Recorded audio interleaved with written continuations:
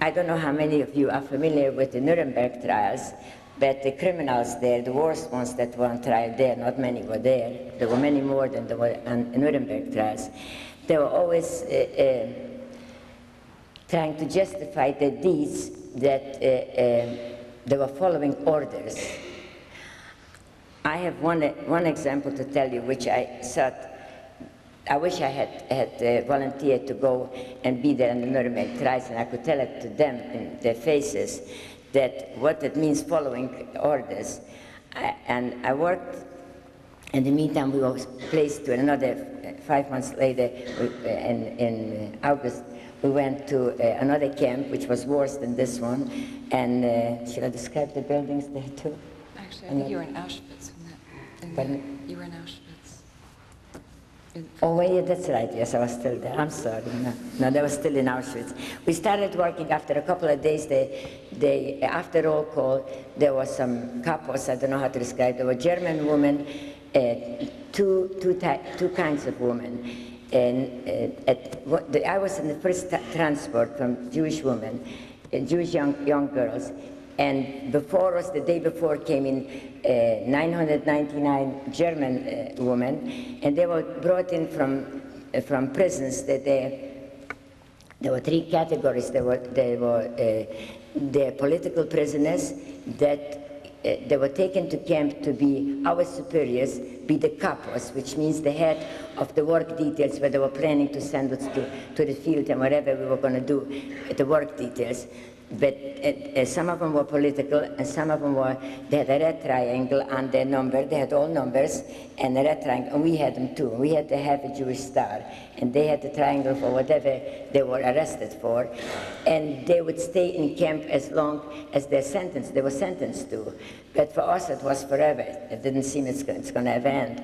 And then there were the black triangle, or prostitutes, I think, for some violation that they did. And there were the green triangles, were the criminals that have murderers, that murdered somebody.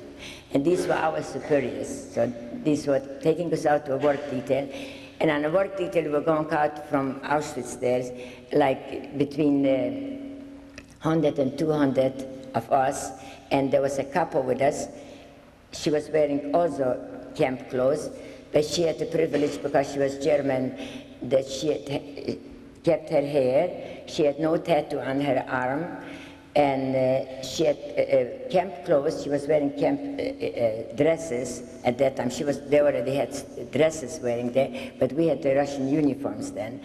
And they had the privilege also that they were sleeping in different quarters, and they had sheets on their beds and had pillows, so it was different. And then a higher rank than she was the SS in uniforms that were carrying a gun, and they had most of the time dogs with them too. And the incident I want to tell you is the one, speaking of following orders. There's a young woman on that work detail. She's watching the capo, and the capo is watching us, and she's watching everybody, the SS woman in uniform. She was wearing, it was a cold day, so she was wearing a black cape over. She's a beautiful young woman, and the work detail was supposed to work only, there was a boundary. And we were told right away this morning, if you just get step beyond that boundary, you'll be shot, because you'll be considered that you want to escape. So naturally everybody was watching, all of them were watching, that not to go beyond the boundary. But suddenly that young, beautiful woman, that SS woman, she had a German Shepherd with her too. She calls up one of the little skinny girls, because after a couple of weeks, couple of months, we already were getting very skinny with the food we were getting there. And she called her over, she's come over here, and the girl naturally ran over to her. She took off her cap, and she threw it over the boundary. She said, go fetch the cap. And after the little girl, the skinny girl went, she was a little girl, I mean, she was little as a girl, but she was maybe 20 or 18 or 20 years old. And she told her, go fetch it, and then she let the dog loose and said, get her. And the dog was tearing the girl apart. And we had the screams that I will never forget. And see,